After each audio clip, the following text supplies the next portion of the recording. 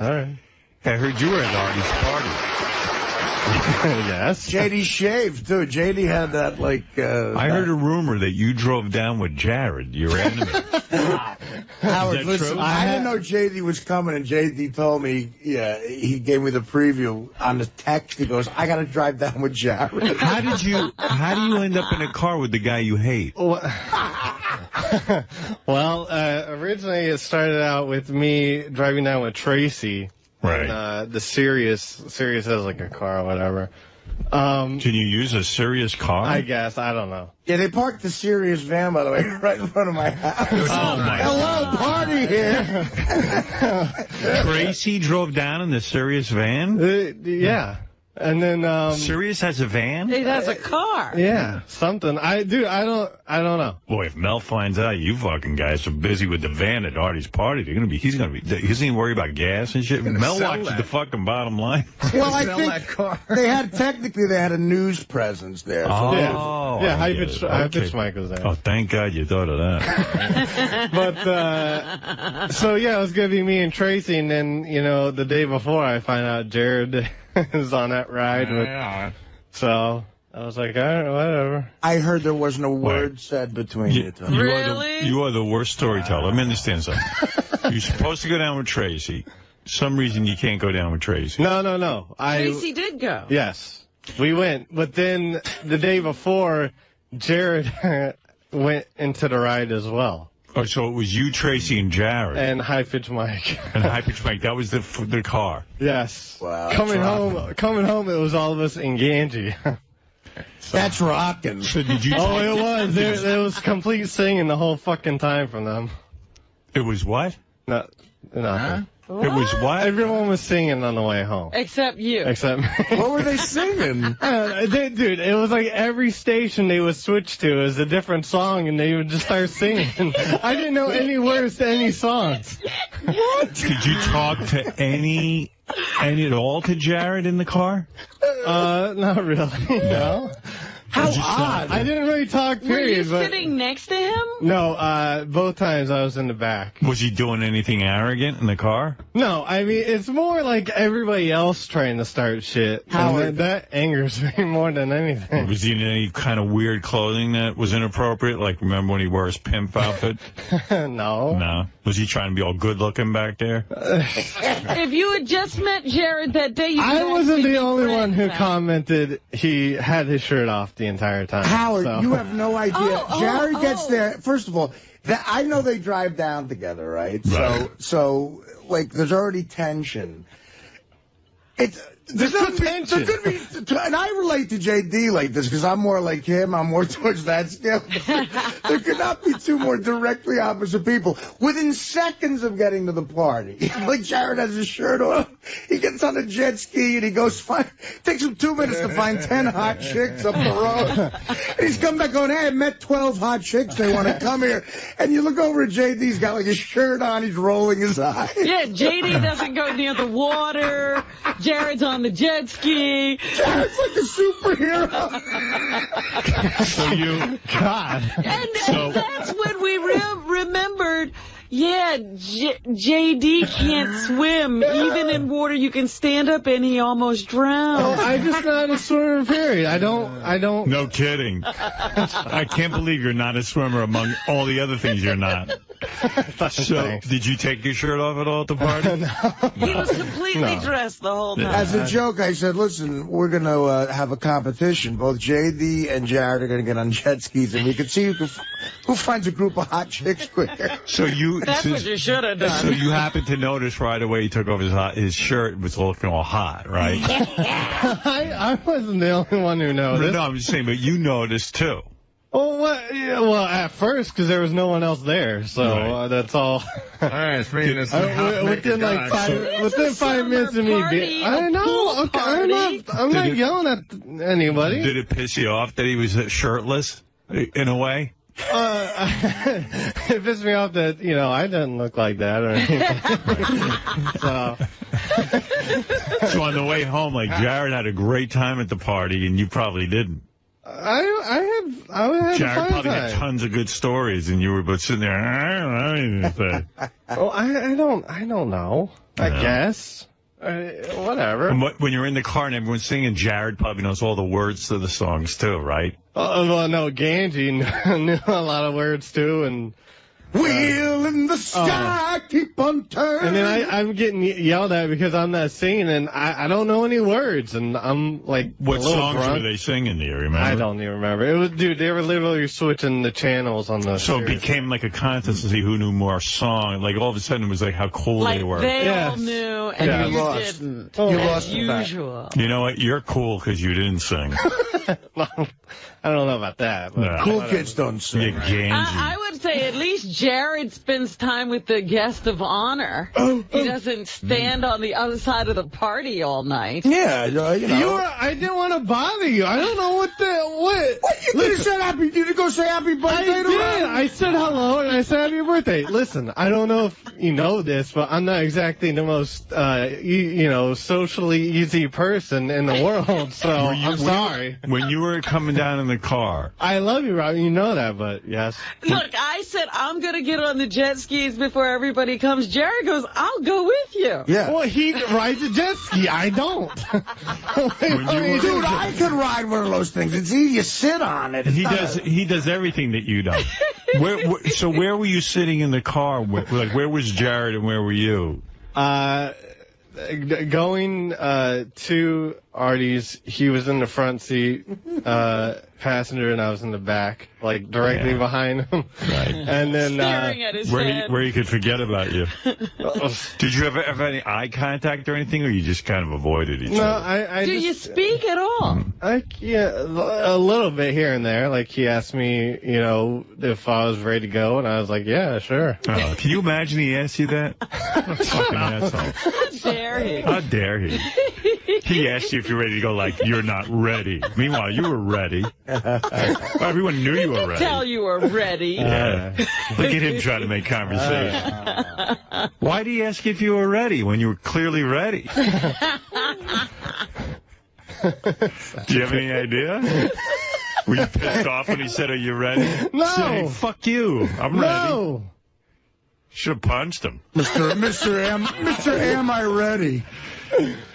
Mr. Ready. Mr. I'm always ready. Fuck you, I'm not ready. And where were you when I got into the jet boat? Jared jumped in. Yeah. Jared was doing everything. With that big jet boat. I would have went on your boat, but I was eating whenever you went out. Robin, did you notice Jared's abs and stuff? You know what? I didn't notice that Jared was, taking his shirt off purposely to piss JD off. In a way, though. It wasn't that. In a way, though, like, look how JD's focused on him. Like, he notices Jared's shirt's off. I think he shaves his chest. And I didn't know. I said, I was the only one. You might be attracted to him in a weird way. Okay. I mean, why are you concentrating on his shirt? Okay, no, that's not the case. You're so retarded. You know what I mean? Like, why are you so focused on Jared and his shirt? He's hot, but his calves are a little floppy. Yeah, I'm just shocked that that's what you noticed, that Jared took his shirt off right away. Well, he did bring over like 8 hot chicks, and it was like I was trying to talk to one of them, and it's hard because like every chick just looks over your shoulder looking at Jared. Where's Jared? Why do you think That's Jared like a more said, important thing. Why do you think I noticed Jared, that too. Why do you think Jared said to you, are you ready?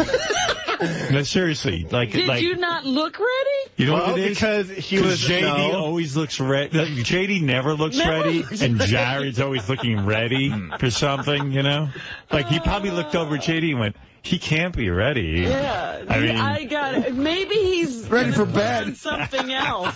Look, you ain't ready for a party, dude. You better go back in and get dressed. You're ready for Betty Bye. I'm ready for Dungeons and Dragons. I'm ready to get my lunch money taken away. Jared is probably like, hey, JD, don't you want to work out before we leave? Jared, listen, just, I got your message. I can't do abs today. You don't look ready for a party or anything else, dude. Yeah, how could you be upset with Jared if you never work out? Did I say I was upset with him? Did I say? You didn't look did like I say any words about being Why? upset with him? But why did you notice that his shirt was off? Because his shirt was off. And I wished my body looked like that. What the fuck? That's what I'm saying. You don't move. Why don't you work out? Why do you make your body look like that? Because I'm lazy. I'm sorry. I'm glad your body doesn't look like that, dude. No. Who needs two of you there? Well, Jared, all the girls were talking to him, I bet, right?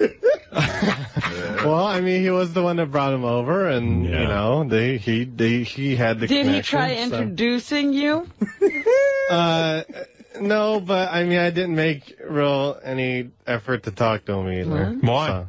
Why didn't you talk to the girls? Because I don't. was hungry. I don't talk to people I don't know. I don't do that very well. I barely talk to people I know well. Yeah, I know. Well, Believe me, I know. Yeah, you didn't talk to me. JD, Jared, just got the good news. We're driving down together. Want to hit the gym first or pump up a little bit? And where did you sit on the way back? He drove, and I was in the back same seat. Okay. So he could look at you in the He mirror. can drive, too, huh? I guess. Wow. Like he's doing wheelies in the jet ski, and JD's trying to negotiate a lamb chop into his mouth. While JD sits in the passenger seat, Jared drives. Yes. I was the bitch. You're like Bizarro World Jared. Sort of a metaphor for life. He's driving and you're in the passenger seat. Thank you, Artie. You guys should do a remake of Twins. Yeah, it'd be so great. All right, Danny DeVito over there. All right, congratulations. Got my great self-confidence of the day. Nah, you're okay. You're all right. Go back there and get the telethon on tape. Oh, don't worry. All right. At least I'm good at something around here. You got any telethon stuff ready to go? Not at the moment. I can have something next break. Like one thing next break. No, you're a winner. Go TiVo the Jerry Lewis telephone. Thanks, JD. I might change JD's name to Jared. Ooh. No, don't do that. Like he can't Jared legally too. do that without your permission. Jared Jr. Jared, too. Jared. Jared the second. All right, I got to take a break. It is a funny dynamic, man. It's really great. Funny that they should get thrown together. Hour and 31 minutes have gone by and I haven't taken a break, so I must do that. We'll be back right after these words. Now, JD got accused of, like, secretly admiring Jared at the party and noticing his shirt was off and all this. I mean, at one point they had him jerking off in a corner. Admiring? That's going a little far. Is it? I knew as soon as Jared took his shirt off, JD was going to be pissed off. I wasn't pissed. I was just, I was jealous. But whatever. Why? Because I don't look like that. Yeah, but look at our staff, right? Yeah. Who else on our staff looks like that besides him? It doesn't matter. Nobody looks like that. So fine. He's a freak. We're the normal ones. Why is he getting shit for taking his shirt off? It is a pool party and it was 90 degrees. When he brings 4 girls back, you're like, Jesus Christ! If I looked like that, I could do something like that, but I can't. Did you ever notice that guys that don't look like him sometimes get 4 chicks to come back? You could bring a picture of Jared. They have a little bit of scratch. No, that's not what it is. You don't need that. I don't know. Those chicks, and by the way, those chicks he brought back were not that hot. I mean, they were okay. The hot chick was that chick Artie brought in. It's all relative. How tough was it for you to go to the party knowing you were going to ride down there with Jared? It's the best thing ever. I mean, it was whatever. I mean, did you guys talk at all?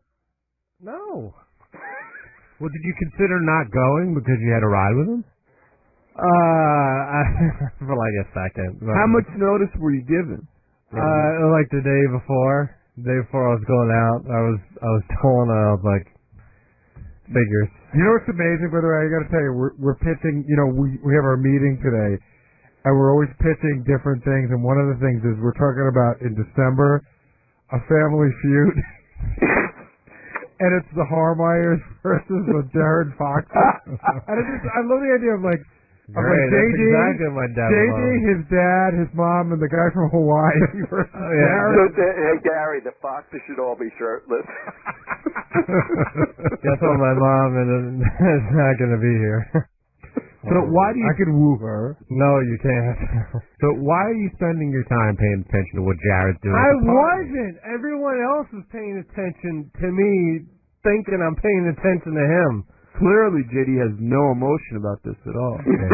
Well, I mean, when you got everyone, around you, basically, hey, there's dirt.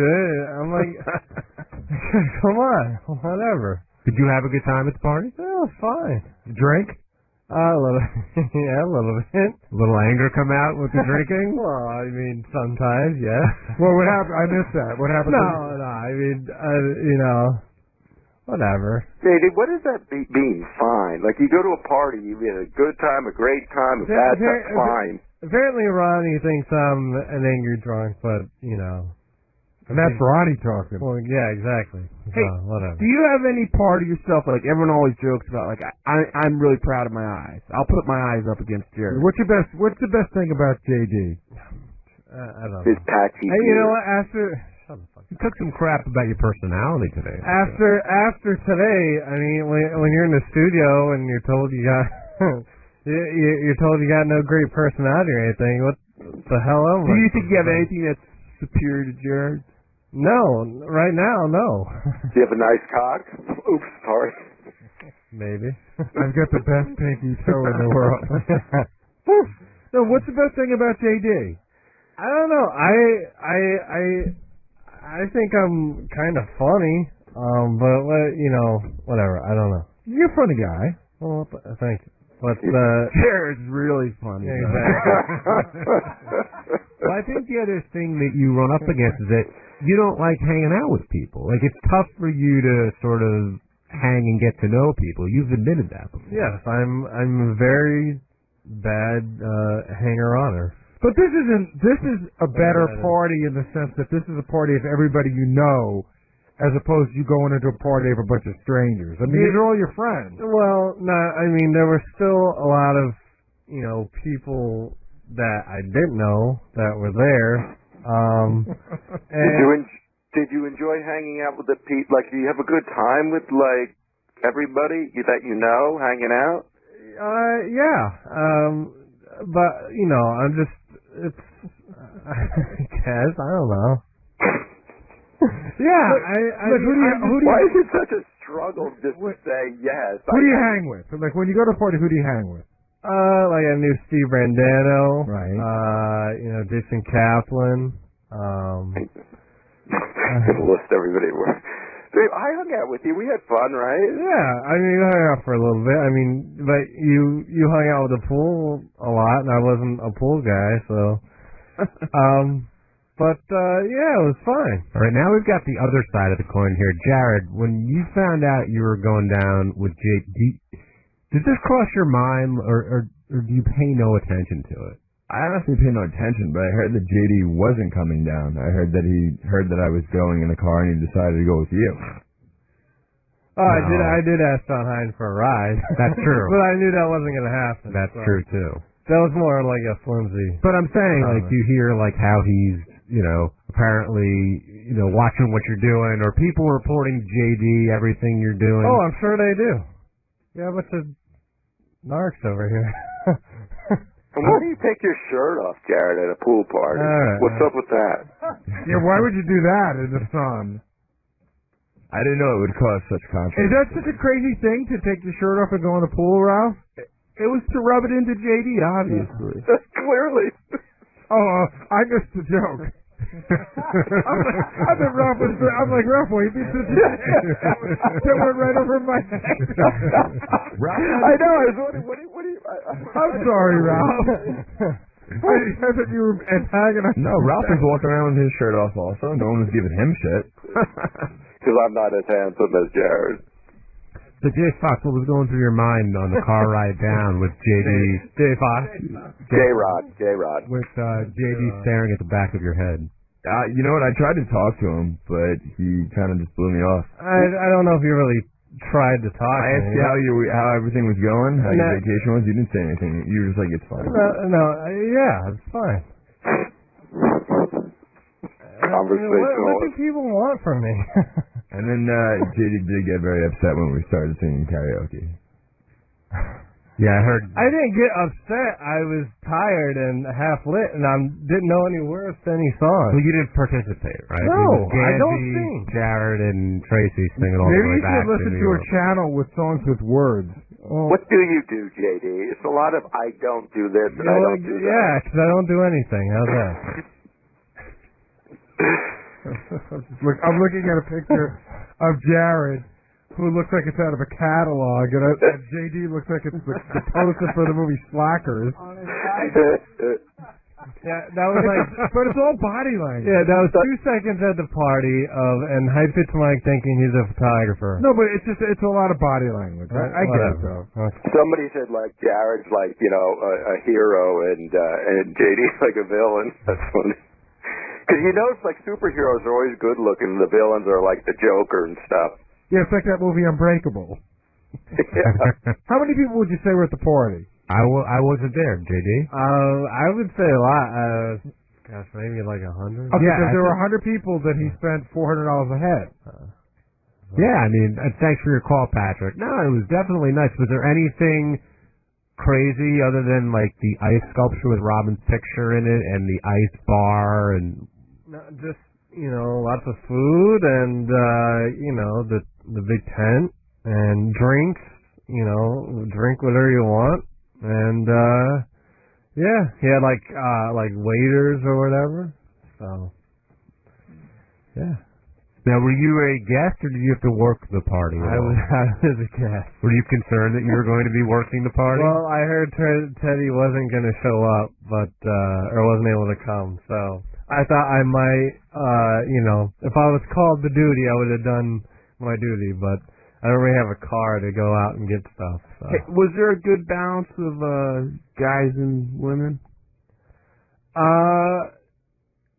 Kind of, sort of. I mean, lots. If for the most part, if a girl was there, she was with a guy. But I mean, there were a few, I guess, single. Yeah. And someone made the joke that Robin brought over a water park to Artie's.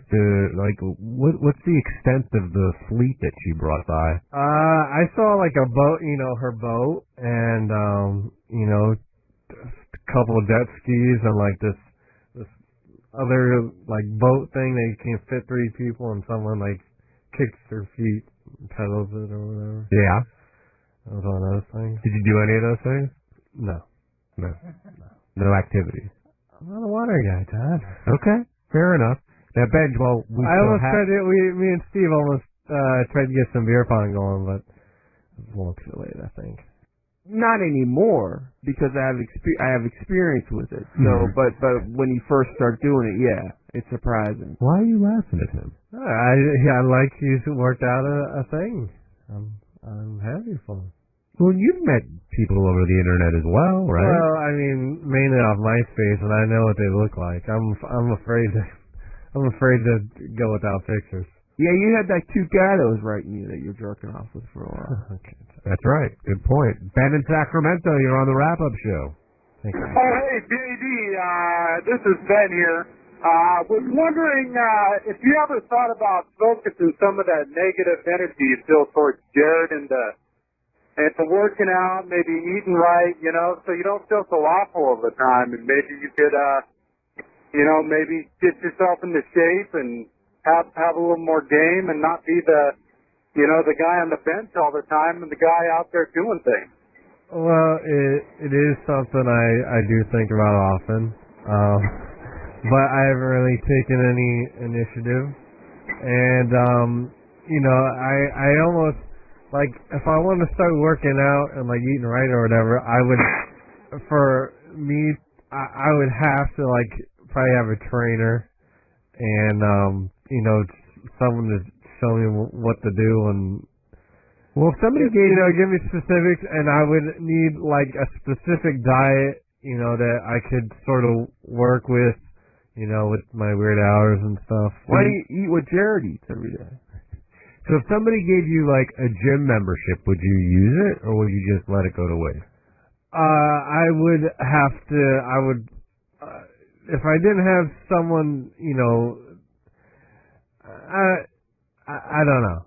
First, I would like a trainer to help me because I don't know, workouts.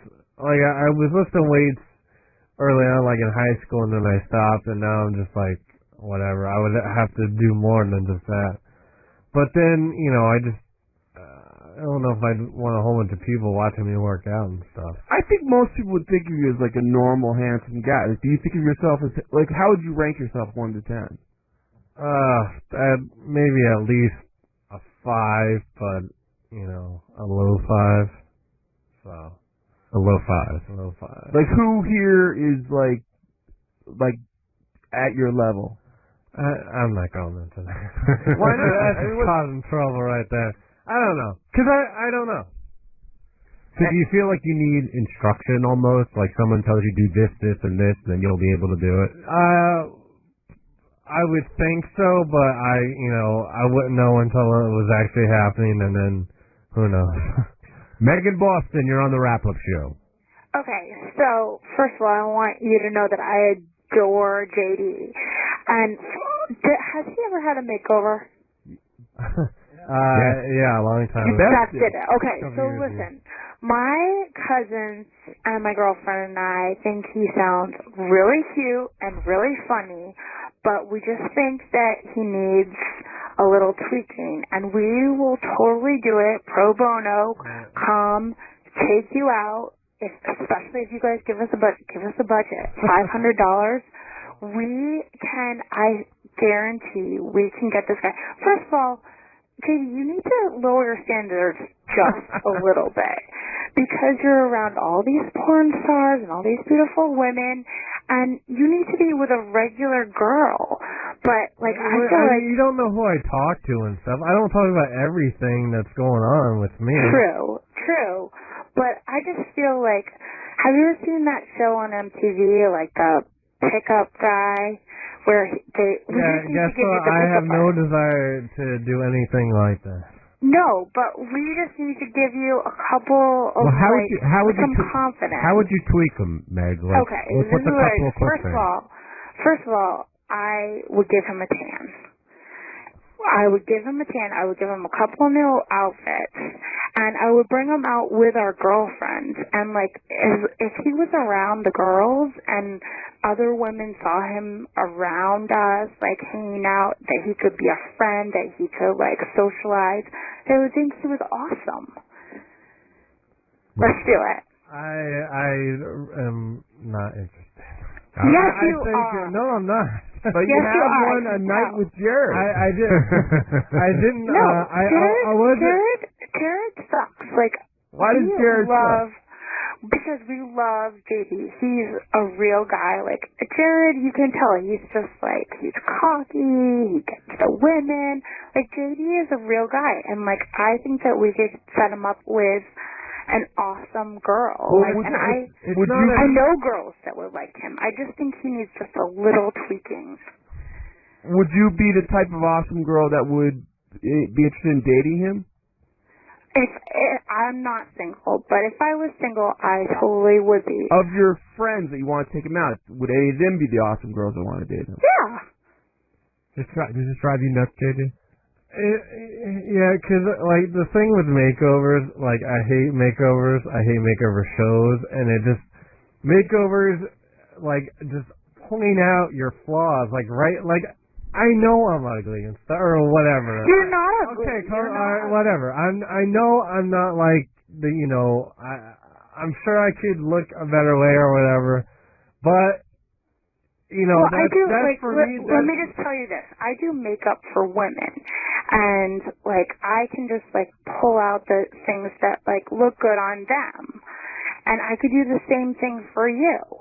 It's not a makeover. It's not saying you look crappy and we're gonna make you look better. We're gonna pull out your best quality. He's not interested, Meg. All right. That's not fine. I put it out on the table. All right, I'll put you on hold so you can take your info, and if JD changes his mind, he can get in touch. You can message me on MySpace. I'm on MySpace. You can message me on there. Oh, I'm sorry. I didn't mean to get in the way there. I'm just saying. Jesus. Show me what friends are hot. I don't know. Sorry. Oh, never mind. See, that's the JD attitude that he puts out there. That's the side. That's the other side of JD that you may not know. What side is that? What is it? No, the side with the checkered past. Let's go to Tony. I'm trying to get checkered past going on. Tony, you're on the wrap-up show. Hey, what's up, guys? Hey, Tony. Hi, Wolfie, what's up? Hey, Howard, what's going on, man? Hey. Hey, yesterday JD was taking a lot of grief just because he was being compared to Jared. I was just thinking that maybe we could level the playing field a bit, and I'd like Robin to give her opinion on who has the better physique, either High-Pitched Mike or JD. Let me think about that. Who has a better High-Pitched Mike physique? or JD? I got to say, I think maybe High-Pitched Mike. High-Pitched Mike might be in better shape. Yeah. Can we bring that in for a beauty contest real quick? Sure.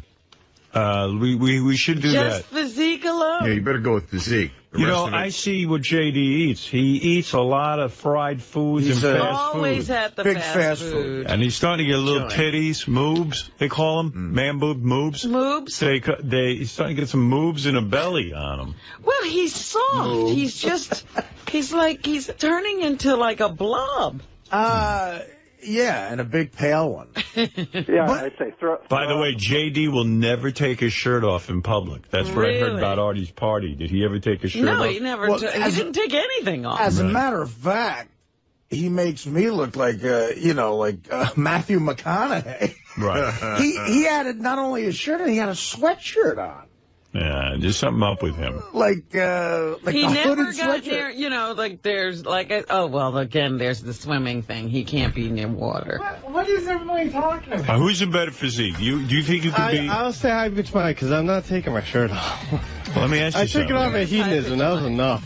Let me ask you something. Yes. You went to a swimming party and you didn't take your shirt off? I don't swim. You don't know how to swim? I'm not the only one that didn't take my shirt But it off. wasn't a I didn't swim see Ronnie or Scott Salem walking around shirtless either. Water all around. Yeah, a lot of water was around. Come on, JD, strip down. Shut up, Wolf.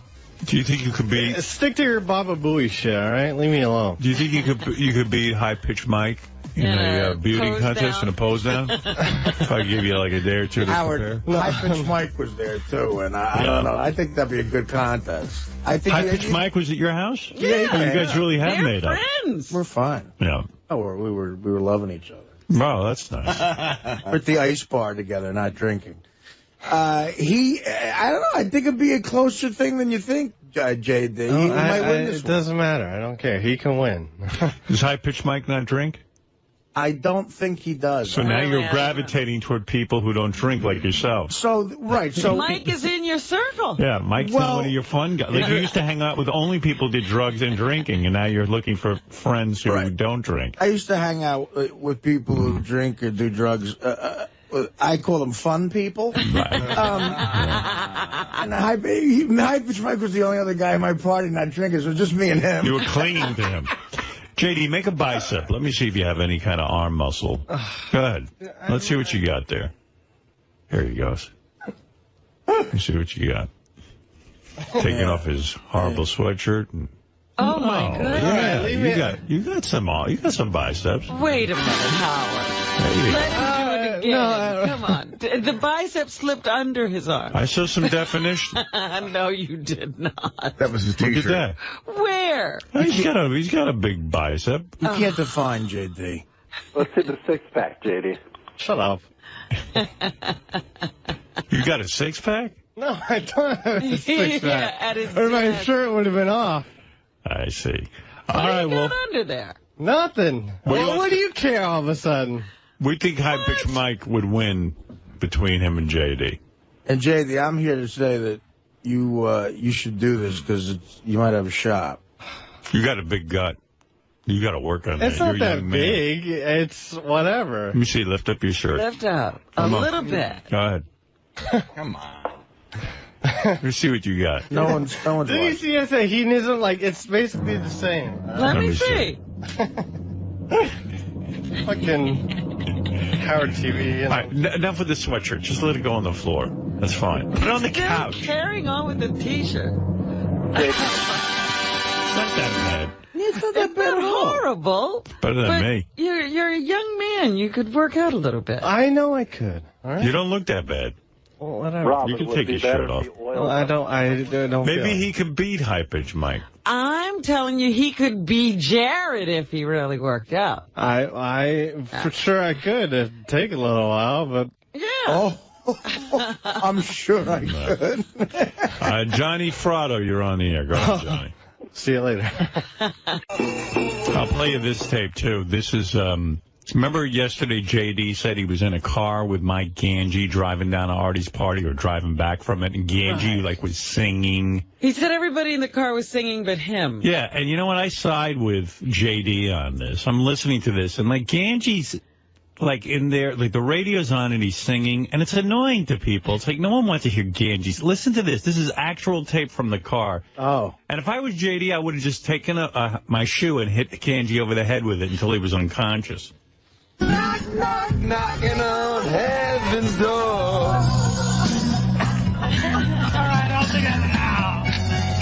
Knock, knock, knocking on heaven's door. Gange thinks he's Rob Lowe, and it's what was that big movie? St. Elmo's Fire? Yeah, he thinks he's in St. Elmo's Fire. Oh, feel the heat. Ready or not, some like it hot.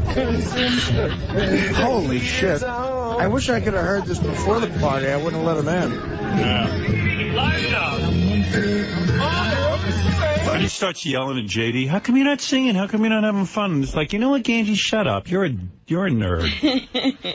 But he obviously has everyone else in the car singing. Dude, I can't wait. What are you bothering JD for? I wouldn't want to sing with Gange. JD, in my Facebook blog, you're not going to look good. You with friends, liven the hell up here. Can't you have some fun for once? What is fun? I'm just sitting here. I know, but smile. Be a little happy. Gange beating up JD. Big tough guy. Well, the only thing, I'm on your side here, but JD, listen to the songs. JD didn't know the words to these songs. They're the biggest hits of all time. Well, where has JD been? Yeah. But JD doesn't want to do gay singing with Gange in the car. Look, I agree with you, but I guess maybe the techno channel wasn't. And Gange all proud of himself that he knows these songs. He's showing his expertise. He's doing his radio show in the car. I'm a cowboy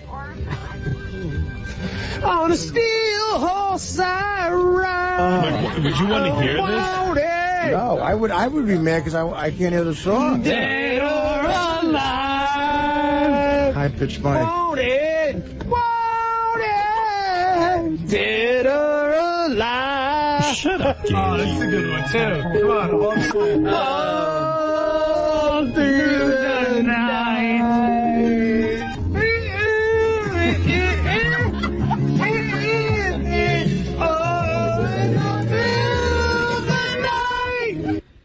Well, I really love the lyrics. Who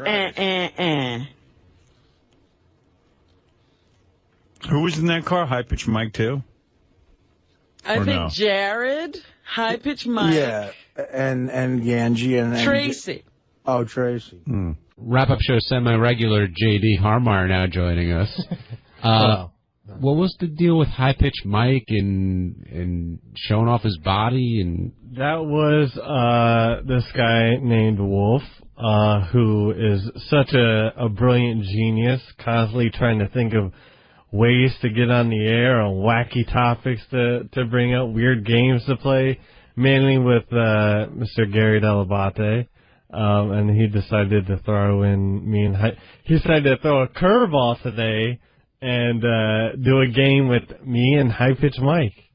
Because apparently I'm his monkey too now. Ooh, sensing a little passive aggressiveness and sarcasm coming from you. Well, that's exactly what you're getting. And he threw in a monkey joke about Gary. That's true. Yeah, you went in and were proud to flex your arms in front of Robin. No, I wasn't proud to flex anything. Why not? Because I know I don't have a great body. So why would I want to show it? Do you think you're a better looking guy than High Pitch Mike? I'm not gonna. I don't want to go there. Why? He does. I don't know. You have an opinion. You do think so. I think I have, I think in the sense that my eyes are okay and I have hair and What's the name of your fantasy football team? High Pitch Mike's Google Eye. Oh, no. Oh, Jesus. It's after a song parody. He loves it. But it might actually get I'm changed. sure he does. No, he does. He told me. What's the name of your team, Will? Oh, shit. I don't know. Teddy Molesters. Oh, Teddy Molesters. But not Teddy, this Teddy, Jason's dog. I don't remember the name of my team anymore. This is Booey. I think it's Booey. It's Booey. Mine was Hein Kampf, but I've changed it to defending champ for this year. I might change mine to Scanners 3. Isn't that your what's that set of movies? Sliders. I'm gonna change mine to Sliders 3. That's right. And if you lose, that's what movie you have to be in. A lot of talking shit. What was that? I'm just snoring. Oh, damn. Who asked you for fucking comment? Jesus Christ. Oh, fucking. What? Teddy, the brilliant comedian editor, has given his opinion. Jesus. Go back to your Facebook wrestling, you tool. Seriously. Do you feel better now that Howard defended you with Ganji singing in the car? Yes. What was with that? What was with his singing? It sounded so gay. It was awful. It was. I felt bad for you, JD. As soon as everyone got in the car, I was a little lit, and and they just kept changing the radio station constantly to different songs. Like every 2 seconds, the station was changing. They would change it in the middle of a song. So you go from one song to the other to the other to the other. It was very annoying. You never changed a radio station like that? You make it sound like it's the oddest thing in the world. No, but I mean, it was songs they liked, but they would still switch the song. You know what I mean? Like the thing I found more interesting was that you didn't know any of those songs. You kept saying you didn't know the song. I knew the words to that Bon Jovi song or whatever it was, but no, I don't know whatever the. I might know the hook, but I don't know the full words. Listen, I didn't listen to. I listened to rock radio a lot in Florida, and I listened to pop radio when I was in Fairborn. And I hardly remember those songs. All right, I'm not looking for bio, okay? Sorry. Well, you want to know what I listened to, sorry. When you were on the way from Fairborn to Florida. Which you listen to in Iowa. John in Atlanta, you're on the wrap-up show. Hey, guys, how's it going? Thanks for taking my call. Hey, John. I'm fascinated by the feuds like J.D. and Jared. I'd love to see J.D. team up with Jared to play 𝗏𝗏𝗍 and Jason in like a game of ping pong. It'd be great to see the dynamic of those two hating each other but having to work together. Yeah, the idea is really good. Ping pong is the wrong. They should have to do something really. like a three-legged race or something. Yeah. Something where they really have to be, teamed up together. Yeah, I think anything. Ping pong I just threw out there, but JD, you're so angry, man. JD, do you think angry. Do you think you could team up with Jared on something like that? If I had to, yes. If we paid you $5,000 to live with Jared for a month, would you do it? To live with him? Yeah, live with him. Live in the same apartment. And he only gets the $5,000 if he makes it the entire month. Would it be Jared's beautiful apartment? Yeah. Or JD's? Yeah, Jared's sprawling. You have to sleep in the same room with him and listen to him bang chicks. No. Yes. You wouldn't do it for $5,000? No. I'll do. Well, it doesn't matter. No, but that's funny because he wouldn't even have to be in the same room. No, he has to sleep in the It'd be so same great bed. to see them coming in and out while JD's. Wait, you really wouldn't live with him for $5,000 for a month? I don't know. Is it that bad? No, it's just I don't know. I don't know. Wow. Do you think 𝗏𝗏𝗍 would live with Jason for a month? For $5,000? No. For any amount of money? No, there are some amount. There's an amount. You know, the other thing is it's weird for Scott because he's got a wife and kids. So being away from home like that, it works for these guys because they're just, they're single. I heard they made up anyway. Yeah, they made up a little bit. At Artie's party, they had a long discussion. So is that true? They might have been kissing or something. JD, you were there. Is that true? Did they? Yeah, I guess. I mean, they're not like fighting. I mean, they're back there talking now about polar bears. What could Jared say to you? Could he say, JD, I promise to be nicer, less arrogant, less beautiful, less charismatic? I got whatever. We were friends and stuff and whatever. But just during that, there were just times where I just kept questioning why I still liked him. And then, he just got... I'm just tired of explaining. But he got a bit of an attitude or whatever one day, and I just had enough. So I had enough. Fair enough. Ganji, you're on the wrap-up show. Hey, what's up, guys? I don't know why Howard thinks that I was being so mean to JD. I mean, the whole time, you guys don't even know what the scene was like. It was a 2-hour car ride. He was sitting there with the angriest look on his face. What are you doing staring at me? Dude, I'm sitting next to you in the car. No, you're not. 𝗦𝗵cie Mike was sitting next to me. And the whole time he was just really, really angry, and everybody was trying to have a fun time to kill a 2-hour ride. And he's the whole time he's texting 𝗦𝗵cie Mike, I hate you, I hate you, I hate you. I was fucking around. I do that to my brother all the time. Well, it didn't seem like then you just seemed angry. I wasn't picking on you at all. I was trying to liven you up a little bit.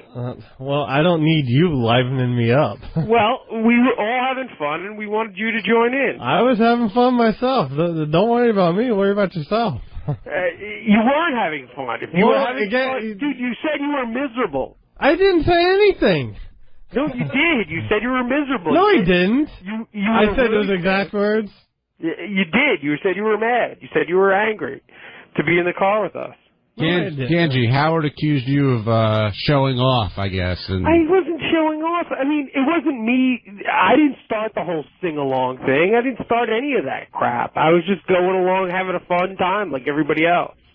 I don't know why I'm the douchebag for trying to have a little fun. I mean, really. Even when you were belting out Starship? Yeah, belting out the power station. I like this. Was he doing Asia or was that Power Station? No, Power Station. Yeah. So, I mean, listen, everybody else in the car was doing it. It wasn't just me. 𝗦𝗵cie Mike just happened to be sitting next to me and kept shoving the microphone in my face. So that's the only reason you heard me more than everybody else. Were you instigating, Mike? I wasn't instigating, but nobody, I don't even think many people had drank or drunk at the party, and we were just having a good time, and I'm wondering if JD didn't sing because Jared was in the car, or he just didn't want anything to do with anything. I don't sing really all that much. Has anyone really seen me sing? None of us do. We all sounded horrible, but that was the fun of Jared it. has a great voice, actually. Matter of fact, JD's song came on that he did in the song, when he performed with Stained, and he refused to sing that one. No, I said I don't remember the words. And Listen up. You were all angry. Huh? You were so angry with it. I'm angry now because you don't know what the hell you're talking about. You're too busy singing and snapping pictures of me sleeping. Will you please explain your feud with Jared again? Just one more time. I tried to get these two to talk together at the party. Exactly. You tried. Everyone's trying to do stuff. I was interviewing JD. Leave me alone. Jared walked by, and JD shot me a look because I stopped Jared to add into the conversation. JD shot me a look like, because I know what he's doing. He wanted nothing to do with him, even near him. He's an instigator. People are instigators around here. They just want to You just want it left alone. Yes. So why don't you just go to Jared and say, hey, we're friends and let's move on? Because we're not. Like, Artie and I had vicious, horrible things to say to one another, and we said, you know what, let's move past it. You sort of started that. Why? We don't even need to get into that. But Well, hey, in all fairness, you sort of started it because Jared wasn't mad at you. I don't know. This is all very. You guys are fucking. But like, there's not even an event between you and Jared to kind of move past. Right. Well, there's the Halloween. The pimp Oh yeah, the pimp costume. The waiver move. I can't wait till Halloween rolls around It has this nothing to do with a waiver, any waiver move. What's the waiver? I think it was. Not that. No, it was a fantasy football move. Well, no, there was one case. Well, it wasn't a move. It was because I made a move, and my work, whatever was questioned. My work ethic, whatever was questioned. Was that when you stole the kicker? I don't know. Maybe that was probably out of anger. Hey, and I gave Steve Randano his kicker. JD, we did this with Scott and Jason once. What do you like? If you had to pick an aspect of Jared's personality that you do like, what would it be? He is outgoing. He will do whatever. So that's there. And I'm not. Cool. All right, Ganji, thanks for calling in. Ralph Sorella, you're on the wrap-up show. Why does everybody want JD to, like, have fun and talk to Jared? Like, just leave him alone. Ralph, what show are you listening to? It's much more fun to ask him those questions than to leave him alone. Let him sit there and be miserable. But that's good. I think we, for Howard TV, we should do a Big Brother kind of show and, like, put everybody in the house for, like, 30 days. Who are you going to put in the house? Well, like everybody who fights, like Jared and JD, Jason 𝗛𝗿𝗱, me and everyone. You know. Hey, can somebody explain that show to me just really quickly? I know they're all in a house. And what happens at the end of the week? Somebody gets voted out of the house by you get voted out of the house, and whoever at the end of the show, who's ever left, gets $1 million, but sort of or $500,000. And like Survivor, you know, halfway through, some of those people go on to like a council or something like that, and so so then they vote too at the end, because there's 2 people left, so you can't totally piss everybody off. I never understood because it's like some people are safe. And I don't know. Yeah, you get immunity and all this other shit. But, JD loves it. JD and Ralph are huge Big Brother fans. You haven't really gotten into it. It's starting to fall off. Yeah, I bailed on it when the shirtless guy got kicked off. There was a guy on there who was such a tool. He was like a bodybuilder, and like there was, remember the earthquake in California, like a month or so ago? Yeah. The earthquake hit. This guy rips his shirt off and runs for cover. Like, no, he didn't even run for cover. He just ran outside and just took his shirt off. It was so great. We should do that for Howard TV, though, if they could come up with some scratch. It'd have to be a lot of money. So we're saying, okay, so JD, Jared, 𝗛𝗍𝗍, Jason, high-pitch Mike, Teddy, throw Teddy and Artie in. Oh, you can just throw some disgusting people in there, too, like Teddy and Artie. Well, you keep it in the show, you can put some whack packers in there, too. But I disagree. I think there's a whack pack house, right, and there's the guys on the show house. So next door is the whack pack house? Yeah, but I think the whack pack house is a completely different show. I just like the aspect, because the whack pack, some of the people in the whack pack can't grasp the concept of, vanity and jealousy. What if it was all of us, and then all of a sudden you had to throw like high-pitch Eric in there or something? You want him out immediately. You would all take your shirts off and go running out of the house. All right, thanks, Ralph. Bye. Teddy, let's take a break. When we come back, we'll talk about Howard's comments about abortion and what you would do if you knew your child yet to be born is retarded. Plus, Howard dreads the conversation he has to have with his parents. We'll ask JD about his feud with Jared and why it all started. Everything else on the wrap-up. Explain that one again, please. Everything on Howard's show we talk about on the wrap-up show, and you listen to us on Howard 100 and Howard 101.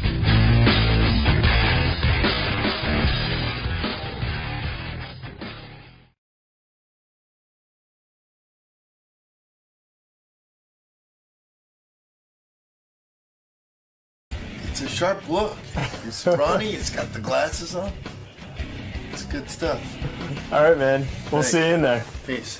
Hey, so what's David Arquette doing?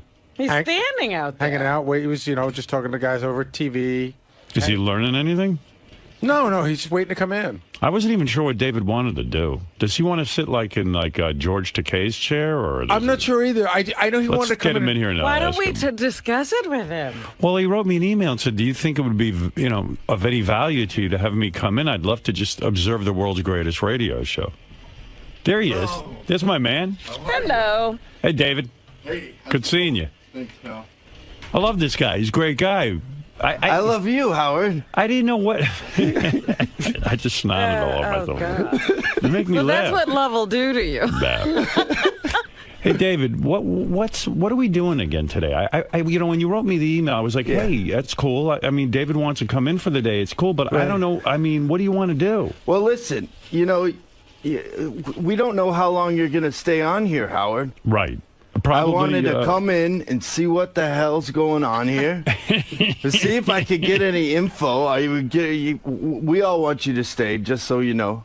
Are you preparing for a role, maybe, to play a radio guy? Is that what's no hidden agenda? No, huh? I wanted to take a shit in the bathroom. Right. Because I'm a guest. Did you? Although they're also saying I'm kind of an intern, so I'm not sure if I actually... You might not be able to have access. Yeah. No. Intern shit in the main area. I wanted to see Robin walking through the hall with her hot body. Oh, I think. Yeah. See if I could talk her into showing us those chocolate milkers. Yeah. No, I don't think that's going to happen before the end of the Robin. show. David. And before the end, okay, let's just say you guys aren't going on. Right. Like, you're not going to give the people what they want? You're not, no, just that's one been last... my way.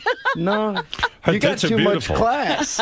Is that why they keep you sort of I'm class behind the glass. Sealed? Yeah. David, so in other words, your feeling was, hey, you're a fan of the show. As a fan of the show, do you like when we play those songs about Robin before the news? I love them. I wanted to do my own version. Yeah, when are you going to produce a song Get together with those I will. bleeding deacons. The bleeding deacons and little Johnny or little Mikey. Mikey, yeah. Listen, I'm very complimented that a talented guy like yourself would be interested in how this show runs and how it, and how it goes. When you wrote me the email and you said, "Hey, listen, Howard, I just want to come in, hang out," I said, "Listen, I'm thrilled to have you here." Thank you. I'm thrilled to be here. What would you like to do today? Would you like to sit on the couch? Would you like to sit in on the Sibian? That would be great. Do you want to sit over by where Artie and Benji and Fred I don't would know. sit? That's sacred ground. Well, not over Artie's there. chair, but I'm saying like where George Takei sits. Oh, look at Fred. Yeah. See, I never get to see Fred. There you go. Good to see you, man. I feel bad for Good you. to see you. Benji is walking around all shameful. There's something going on. There's a lot of... He's a weirdo. There's something weird going on He's there. weird. Yeah. Now people think you're weird. He's weirder than He's you. way weirder. Way weirder. Do you want to, like, after I talk to you for a while, do you want to sit? I'll sit anywhere. George's chair is next to Benji. Do you want to watch what he does? Well, I do want to watch what Benji does. I mean, I'll sit on a stool or I'm something. going to be changing my Wikipedia story, so you have to just keep it quiet on the D. Do me a favor. Yes, sir. When you find out what everyone does, can you tell me? I want you to write a paper. Like if you're really interning here today. I'll write a paper. At the end of your internship today. Yes, sir. I would like you to mail me a paper on what it is you learned and what did you find out what everyone did. Okay. And I'll read it here on the air. I will. All right. Everything's so, I don't know. It's so much classier than it used to be. I mean, I don't know. Well, you've been here before. I was, yeah. I was on the old radio station and everything, but I don't know. I'm seeing it through new eyes. Yeah, and the purpose is just to sort of soak in whatever this is. Yeah, my grandfather was a guy named Cliff Arquette, and he played a character named Charlie Weaver, and he was, on the early days of radio. Right. Yeah. So I don't know. I've always had a fascination with radio. Yeah. Yeah, well, listen, I'm honored that you want to hang out. And porn stars. Yeah. Like the two That's a things. funny combination, yeah. Yeah. Well, because my mom actually, this is a funny story. Maybe that's why I have a fascination with porn stars, which is, even just telling the story now sounds creepy, but my mom, she used to do like like pinup magazines and like. Back in when, the 50s? Yeah, and yeah. So I was once going through I was a 50s pinup. It's like this book of pinup, and I come across a shot of my mom. And you're going through the magazine, going, "Oh, she's pretty hot." She's she's in the shower. She's all topless. Was she topless? And a few pages later, she's having a cat fight with another woman. Oh wow! Oh wow! So she did some not girl. fully naked in the cat fight. Yeah, she was like before all of this. Yeah, you know? I can't even. Your mom might have been on this show. If she was... Back in the day, she probably would have. I know what you're. Wait a second. I know what you're talking about. Yeah. In other words, like when I was a little kid. Yeah. And you would see porn or pornography or pictures of women topless. It was really wild because it just, back then it was really taboo. It was hard to find. I mean, it was really hard to find, get a hold of. So how old were you when you found out that your mom had done topless pictures, girl-on-girl action and the whole thing? Well, I went to her with this book. I was, I was probably like 17 or 18 or something. Wow. I went to her with this book and I said, "Mom, look what I found." And she goes, "Oh, that was all just staged. It was just set up. We were just doing." Yeah, we know. Yeah. I think that's what Jenna Jameson is going to tell her. It was all just staged. I was just acting. Wow, your mom was a very attractive woman. She was. She was beautiful. And did you get aroused when you saw the pictures? No, that'd be crazy. No. That would be creepy. But see, my thing is that before you got to her, you were probably using the book for that purpose. No, actually, I just love those old 50s pinup kind of like. Yeah, but when you're 17, you beat off to that stuff. I can imagine you beating off and then turning the pages, and all of a sudden you hit your mom, and you're like, "What the fuck?" No shit. Yeah. But then we also.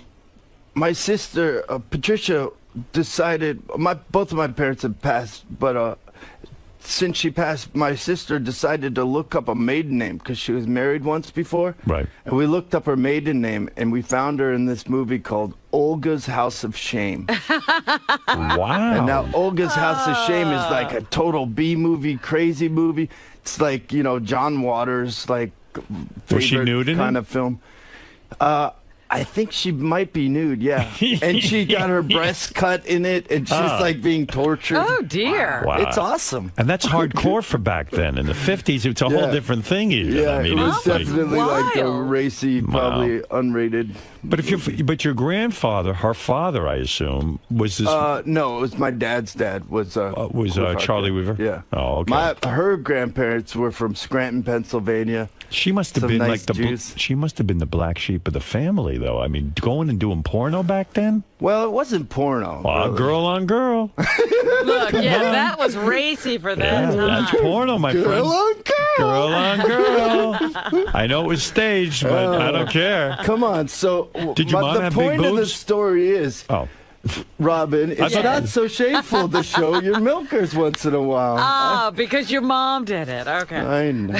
Come on, Robin. If I was single, Robin. Was your mom a MILF? Were you very aware when you were growing up that your mom was a sexy woman and like your friends would come over and look at her and things like that? No, by the time I was the last kid, so by the time I was growing up. She wasn't such a MILF. Yeah, she's got an amazing story. She grew up with a certain amount of abuse, and she had a hard childhood, and she through the course of her life became a marriage family counselor. Huh. So she sort of wouldn't it be weird to have your marriage counselor in a naked magazine? Yes, so like her pinup photos all over the... Doesn't that ruin your credibility? Was your mom as hot as your sisters? Yeah, she looked a lot like Rosanna. Oh, that Rosanna. Yeah, she's Mamma mia. Yeah. Madonna me. That is some sister you've got. I know, she's awesome, too. Let me see your mom. Uh-oh. You got a shot of her? Hold on. Let me what a see. tomato. Hold on. Easy, Gary, easy. Oh, your mom. Yeah, your mom looks like Rosanna Arquette. Let me see. Is this your mom? Oh, these are black and white. That even makes Olga's it House of dirtier. Shame.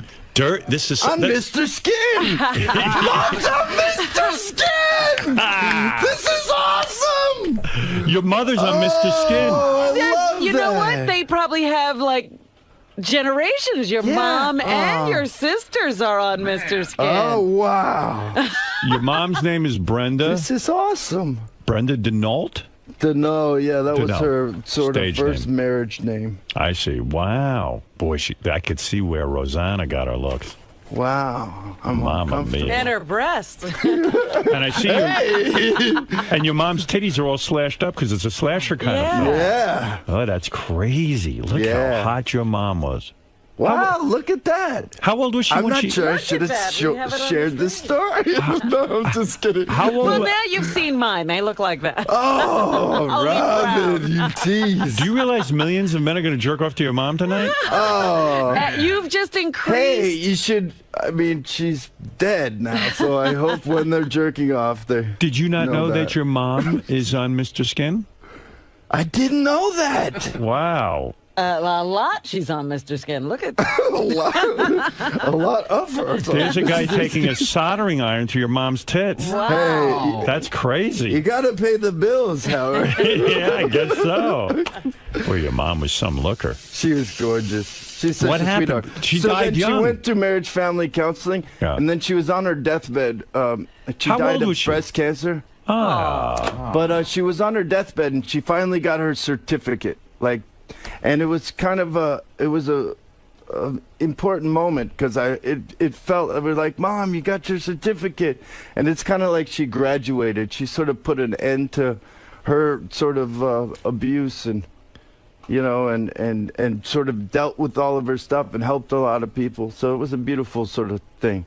Did your mom was alive And to see she you? made Mr. Skin, so I wish I could have shown her that on her deathbed. Said, Mom, here's your certificate, but also you made Mr. Skin. Your mom was alive to see you marry Courtney Cox, right? No, she didn't see us get married, but she met her. She did meet her. Yeah, She my approved father of her? was alive. Yeah, she approved. Are you kidding? She was on her deathbed. She grabs her like, "Oh, I'm Don't going. lose this one." Listen, you better take care of him, or I'm taking you with me. Where does Courtney think you are today? Did you tell her you're coming here to intern? I did. You did? I And she did. was okay with it? Of course, Yeah, she loves you. She likes it. Yeah. She's a big fan and All right. very well, supportive. I'm honored to have you here today. I had an uncomfortable talk, though. I was like, Courtney, in case somebody comes in, I mean, there are a lot of porn stars that come through there. And there's this thing called the Sibian. I'm just saying, all I got to do is flip a switch. It's not like cheating if you just switch. Oh, so you want to run the Sibian today? Well, You might have to as your internship. Hey, listen, the boss told me to. David, as a matter of fact, you're actually here on a good day. I don't know if you know it. We're going to celebrate today the 123rd Sibian ride. and you know the 123rd of anything is celebrated. Yeah. The creator of the Sibian, Dave Lambert, is going to be here. The man who invented it. Are you joking? I'm not joking at all. This is real. And porn Oh, star. you look thrilled. Robin's like, yeah. And porn star Raven 123. Alexis is going to be here to do it in front of the the guy who invented it. So, Really? Yeah. He's and gonna so, see it being Oh my used. God! so you might as well. I was just kidding about the conversation. No, you should tell Courtney that you are going to work make it. a call. No, I cannot work You are it. working the I Sibian. cannot work it. You want an Please. internship? You wanted to come to the world's greatest I'm radio just show? kidding. Please have Gary with the mask. I just want to watch. Listen, you're a Hollywood insider. I know you know a lot of celebrities. How is Sandra Bullock doing? I know you've spoken She's with her. a great girl, but I haven't talked to her. Are you a Jesse James? Does Courtney have this to look forward to? Ooh. This is what I'm thinking That would be about good. here. I I'm don't telling you, I'm sick of this. I'm sick of it too. Are you cheating on Courtney Cox? Absolutely Come not. clean now. Have you ever fucked a girl with a tattoo on her face? Yes, I have. You have, and it's good. Oh, there's a good. Oh, this was bad, but there was a. Oh shit! I should have saved the picture. I got before. See, Courtney and I were on and off for a while. Right. You know, When you were first dating, or when you were married? When we first met on Scream 1. Oh, there's some good stories there too. But when we first met on Scream 1, you know, we were flirting, we fall in love and all this, but by Scream 2, you know, we were both sort of, more so me, but also she was having little things going on with other people. So, So I was like, if I'm, you know, if it's not, I'd always say to her, yeah, we got to be exclusive. You're not going to see the real me unless, you know, we make a commitment here. And she never really did. She was scared or whatever, or fucking other people, whatever, however you want to say it. Right. Who were you, did you know who your competition was? Who were you competing with at the time? Man. Were you competing with like some big names? No, I mean just some people. I don't. Who were you competing with back then? Because that would drive me still crazy. An open wound. If I had what was the singer's name? Hey, take it easy. What singer? You know, Counting Crows. Oh. No, I mean, they were sort of dating and stuff, but no, I mean, kind of so. It's kind of something, you know, to be honest, you'd never really admit to that. But I don't understand something. So you were in love with Courtney Cox, but because she was seeing other guys, you said, look, I might as well go see other women. Oh, yeah, I was like, if we're not committed, I'm fucking around. So one time I was in Atlanta one time, and I hooked up with a stripper. Right. And for some reason, I took a picture in a photo booth of me biting her nipple ring. Oh. Which didn't come out until we were married for 2 years, which is an uncomfortable. And then they sold it like I was cheating on her. Right. So I got a little feel for the cheating shame. But isn't that they do? Of course, isn't it? And I bet you it's still, even though Courtney knew the truth, it still probably bothered her even that there was a picture of you biting the chick's nipple ring. Yeah. Because she still has to deal with it in real time with friends, family, whatever. I mean, if there was a picture of her biting Adam Durrett's nipple, I'd be upset as well. Of course you would be. So you mean, I mean, that must have been a horrible pain in your life to endure. Being serious now for a second, when you were kind of really in love with a chick. Yeah. And okay, she says, look, I'm going to be with other guys. I want to be with you too, but, you know, we're not exclusive. Yeah. I mean, that really hurts. And then you open up the paper and she's with, you know, Adam Duritz from the Counting Crows or somebody like this. It's got to be the worst part of your life, right? Yeah. Yeah. You're bringing him back. This is some internship. This fucking sucks, man. How did you get her to commit? I mean, how did you get her to finally, like, give up all these other guys? Just wore her down, really. huh? Oh, you know what? I don't know. We started going to couples therapy. Is that true? Yeah, for a year before we got married. That works, huh? It worked, yeah. Yeah, you still do couples therapy, right? Yeah, when we get into shit. Yeah. Tune-ups, huh? Oh, yeah. When you get, like, sometimes you just hit these little, you know, things that bug the shit out of each other. Wow. You know, things that she does or things that I do. But what could bug you? And you still learn stuff. But what could bug you about her? She's so perfect. She is pretty damn perfect. I think she's so beautiful, man. She is. She's gorgeous. I would go down on her if I was her husband. I would eat her. But then, thanks. But you know what? You want it? I'm just telling you. Can I do an internship at your house? Yeah, I'll show you. I'll show you what I would do. But wait a second. But don't go down on her. I mean, that's not at, interns not don't do during that. the internship. Oh yeah, interns go down on your wife. I mean, it would be really awkward conversation going back home. Like, I know Courtney. He made me go down on this porn star. But you know what's hard when you date a Courtney Cox, when you were at the dating stage and she's seeing guys. Yeah. I mean, when you say she's seeing guys, you're talking about, here's her list. I know her list. Yeah. 𝗦𝗵cie𝘄𝗿𝗱.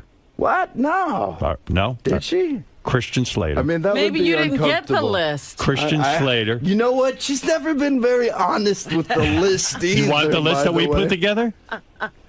𝗦𝗵cie𝘄𝗿𝗱, Christian Slater, Duritz. They're showing you a list. Kevin Costner. Kevin Costner? Yeah. These are people she did movies with. No, but she went out with Jim IMDb. Carrey.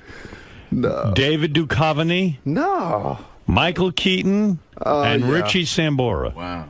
Richie Sambora. That's right. He's just naming names. Hate to break the news to you, pal. Sorry. You wanted to be an intern. Michael Keaton is Michael Keaton. It's the only one I've got confirmation on. But Michael Keaton, even that, you know, like there's That was a guy. a long-term What are you thing, gonna right? do? What are you going to do? It was when he was Batman, so you kind of have to.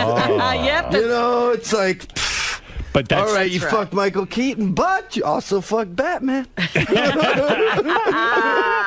can live with Batman. Did you ever ask if he put the Batman costume on? That's something I would do. Right. I would be like, babe, all right, I got the costume on. It took me 4 hours to get into this. You have to come over. No, you have to come over. At least blow me. Just blow me in the Batman costume. What the fuck am I gonna? Any old boy? Do old boyfriends still call her though? Like, Is she friends with any of the? Nah, not really. Do you get jealous? You kind of have to cut all that stuff off. Do you get jealous? I know you executive produce Cougar Town, and I don't know how often you go down to the set and everything. Maybe not that often, right? Because I don't know what scenes they're doing. I just kind of. Is it creepy to see her doing a love scene? It's not my favorite thing in the world. No. I get a little, but you know, we've been married so long. You know. You know, I heard when you were on Letterman. You said that, and this sounds sad to me. Oh. Well, I'm being serious now. That you guys have to schedule sex once a week, and that you know, I mean, you and your wife, she's such a hot little babe. She's awesome. Like, why do you have to schedule? No, trust me, it's like really kind of cool, actually. Wait a second. On New Year's Eve, she made you wait 40 minutes while she talked on the phone for sex? What's that all about? I'm critical of this. No, she was working out. She was working out. And then her friend came in and she was talking, and then I had to come down. I was like, come on, you know, we gotta fucking. At New Year's. Yeah, it's New Year's. Let's fuck. Let's fuck. Now, It's New Year's. You know, the good thing is that you got it on, you know, you got it, so it's like, you know. I don't care if it's a chore now. At least I know. Are you superstitious? At a certain time. It's kind of like bad luck not to fuck on New Year's Eve. It's like kind of says your marriage is dead, right? Don't you look at it that way? That's a good point. I look at it that way. I think it's bad luck not to fuck on Tuesday, Wednesday, Friday, and Saturday, but apparently. So you want sex more than her because if it's once a week, you want sex more than once a week. Yeah, I mean, yeah. So why is she? So what's wrong? What is the marriage therapist? We work a lot, and we do. There are those random little, you know, special times that just kind of pop up. But she's not big on sex at night. Why? Yeah, you know what? Because she's tired. Yeah. You know, she's a daytime fucker. Yeah, my wife too. Yeah. We get it's in kind bed of at a night. drag because I like nothing better than like to go to bed after sex. Yeah, I know, but is it like and in then a way? you have to do that in the middle of the day. But what are we saying about marriage? If a girl as hot as your wife, and now you're down to once a week, what are we saying? No, not so much once a week. I mean, it's for sure. It's for sure once a week. Oh, like, at least once a week. Yeah. I don't know. It's but depressing. she's hot. She's also a very busy woman. She's a very busy woman. She's got a lot of work on her hands. She also runs the household and all the, you know what's crazy? Quite a production. What's crazy about your wife, I remember back in the day when she even did like that Bruce Springsteen video early in her career, I thought I had discovered her. Like, I saw her in that Bruce Springsteen video, and I said, I should put her in a TV show because that girl's hot. And you like know she'd what? be a really big star. Bruce discovered her. You're I know. watching the video. I thought like I was on to, and then the next thing I know, she was in movies and everything else. And I went, oh, what a fucking asshole I am. Of course she's already like discovered. I think I'm discovering someone. Really? Such a douchebag. But I just used to fantasize. I might have even beaten off to her image. I mean, I'm not sure. Awesome. Yeah. It's awesome that you got her. It is awesome that I got her. You're the man. I fucking tracked her down. I would stalk her on the set of... Yeah. No, see, literally, like, I would stay up. We did Scream in Santa Rosa, and I'd stay up there, and she'd, like, be jet-setting back and forth. So I'd be sitting up there just fucking waiting days, sitting. You stayed. Yeah, she had the nice little hotel room on the other side of the big hotel complex that we are at, and I just sit there, and mine overlooking the parking lot, and I just wait, and I get the itinerary, and I know she's coming into town, and I just sit there and wait, and then her limo would come down, and I just sort of time it, and as soon as I knew she was getting in the door, I'd ring her room. I get And it. she's like, what are you doing? Right. Are you stalking me? I'm like, that's exactly what I'm doing. So I hunted her down. Yeah, she had no choice. So when you hear guys are stalking women, they say it's no way to get a woman. You say it is a way to get a Well, woman. no. That's Hold on, you got some questionable Right. listeners out there. So exactly. You know, let's just make it very clear. It's not nice to stalk. Right. In other words, you and were I'm on the using movie with her. stalking in a very, Is it true you're stalking? fun way. Is it true your stalking went as far that you were offered the lead in that movie, but the lead did not get to kiss Courtney? Yes. So you took a role that was considered secondary, just because you wanted the kissing scene with her. Yes. Is that true? Yes, it is. Wow. You had the lead. I had the lead. And you said, I don't want the lead. No, I didn't really have the lead. They wanted to meet me for the lead. Right. And when I went in to meet, I said, I don't want to play that role. I would love to play this role. Good Lord. Hey, listen. Yes, sir. I want you to hang out. I'm going to let you sit in George's seat today. All right. Then you can watch Benji and Fred. You can watch what I do. I would love that. So would you like to sit there for the I whole would show? love to. And sit in on the whole show. Oh, sit here? No, sit on the sit in George's chair, and you'll be able to do. And you can cruise during the. You can watch what goes on. That's fantastic. Yeah, And see, you can, the show is not all sip. Yeah, what's with the glasses, dude? I know. What do you mean, what's with the glasses? It's a new Don't look. you start, because you've seen them already. I saw them. So I don't said they even were start nice. with me. Don't even start your shit, okay? I said they were nice. You saw them Wait, the other night. are they the kind that like change with the sun? No, they don't change with the sun. So but anything, you can get your balls busted around. Wait, let me see. If I put the What light are up you to them, looking does it at? get lighter? Nice. This is it. Not much to it. Hopefully I'll take your shit there. There you go. No problem. That's what it's there for.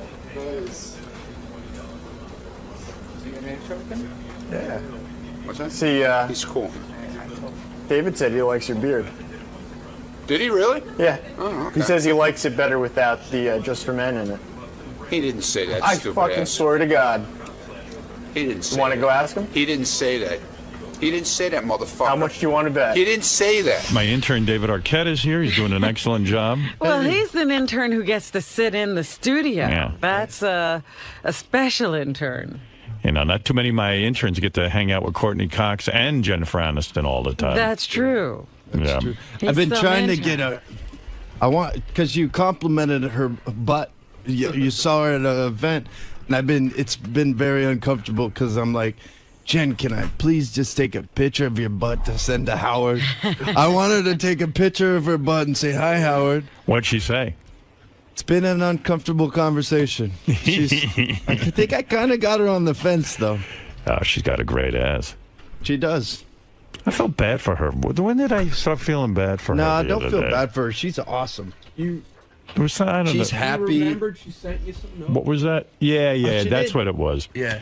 Years ago when Private Parts came out, I was going through some memorabilia and I found a note from her saying how much she loved the movie. And It wasn't that he felt bad for her. Yeah. He felt bad for the things he had been saying. I started to feel bad. Yeah, well, she's a great girl, though. She's awesome, smart, funny. Who's her boyfriend now? That guy Gerald Butler. Huh? Jared. No, I don't think. You getting along with him? He's a nice guy, yeah. Yeah. But I don't think that really. Does he mesh well with you and Courtney? I mean, because that's important too. Everybody, you know what I mean? Well, you couldn't have gotten along with that John Mayer. You probably wanted her to dump him. He did. Yeah. He wasn't good for her. He's a douchebag. Yeah, he is. That was mean, right? When he was talking about her in bed. He's stupid. I mean, the guy's just, he just talks too much. Did you ever say anything to him? You pull him aside and say you talk too much? No, I haven't seen him since then. Oh, really? But, I'm the kind of guy that would want to punch him. But So he's not invited to any of the parties and stuff out in... he said some unfortunate things, but he sort of, he got a rude awakening. So I think he's kind of mellowing out. Yeah, hopefully. Did he ever try to do Courtney? No. No. No. That would have been emasculating. Yeah. Tried to do me, though. No, I'm just kidding. I bet. Why not? I'm sure he would have. Anyway, so David's here, and I was going to say, but because David and I got cut off, but he's got a clothing line at properclothing.com. PROPR, no E. Thank you. Properclothing.com, and it's really nice stuff, actually. Yeah, but he used to, frequently dressed sort of goofy when the cameras were on him. Yeah, Not anymore. sometimes I've worn some unfortunate outfits throughout history. Yeah, but you know, I like costumes. I just like having fun, dressing up and having a good time. But these clothes are like wearable menswear, like real cool stuff.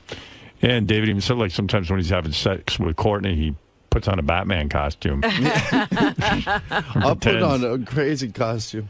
I can't get her into any lingerie, though. That's the problem. She won't get into lingerie? No, I bought her a box for Valentine's Day one year, and it sat there for like 3. I don't think she ever even wore it. Yeah, why is it? Like, Beth doesn't put on lingerie either. Like, they don't understand. In the beginning, yeah, I bet you Courtney did in the beginning, right? She put on lingerie. Yeah, a couple of times. Yeah, now you're down to sex once a week. You know, Beth and I are going pretty strong, but I'm proud of you. But you also have a kid. Yeah, true. Is that true? You try and have another kid? No. That's what I read in the tabloids. Yeah, they say that a lot. They're well, always he calls on our the tabloids when he's trying for a child, right? You done with kids? That's it. No, we may have kids. I mean, it's not off the. Would you ever adopt one of those like black kids? You know, the last time I said I would, it came out that we're adopting, and then I get all these adoption questions. Right. But I'm totally open to adoption. Oh, no kidding? Yeah, totally. You like being a dad? I love being a dad. It's the greatest. Yeah, you're good at it. My daughter's so funny and amazing. And you don't bring her to the set, do you? She goes by the set a lot. Yeah. But, you know, there's no one to Not bring. during the love scenes and stuff. No. No. But let me ask That'd you be something. really uncomfortable. That'd be really confusing. Let me ask She doesn't something. like to see us on camera with anybody.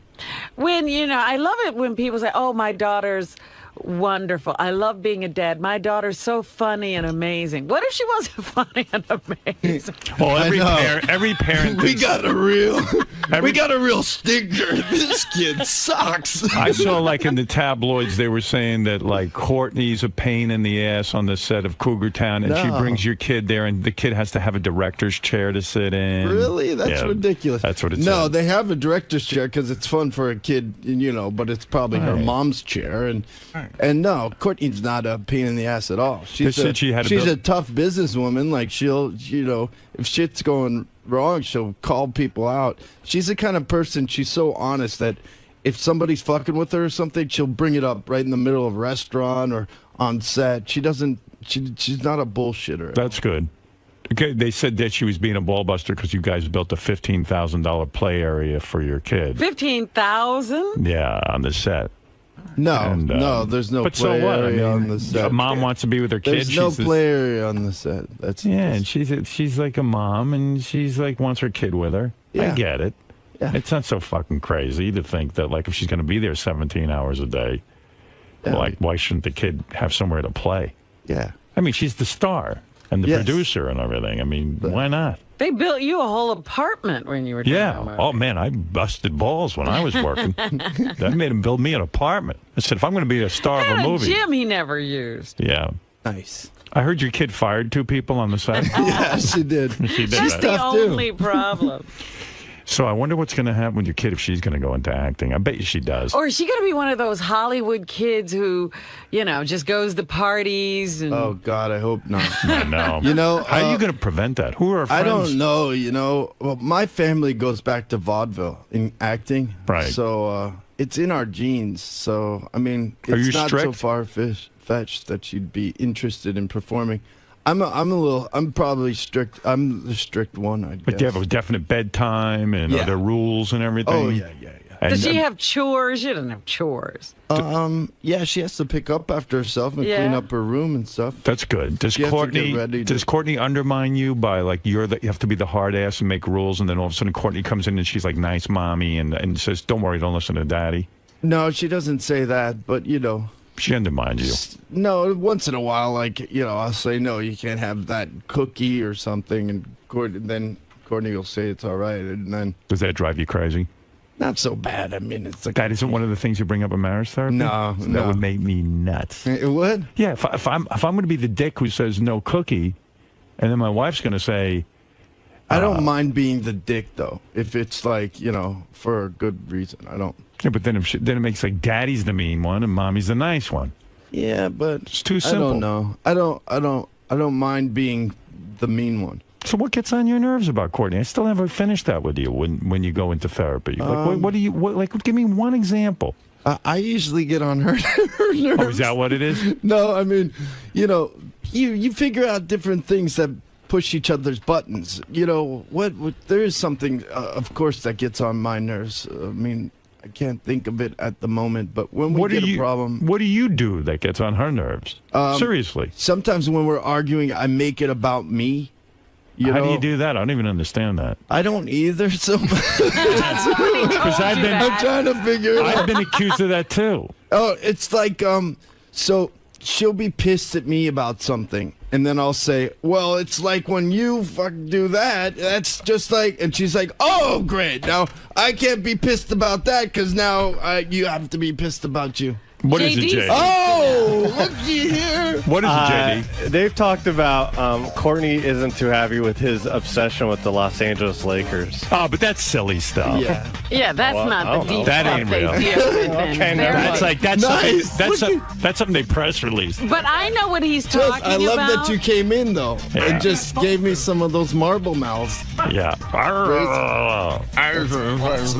like coming true. And when you see him standing there and then you know he likes that kind of music, it's ridiculous. Do you ever argue? I understand what he's talking about. What it is for a woman, if she brings up something and you bring up something about her, it's like, wait a minute.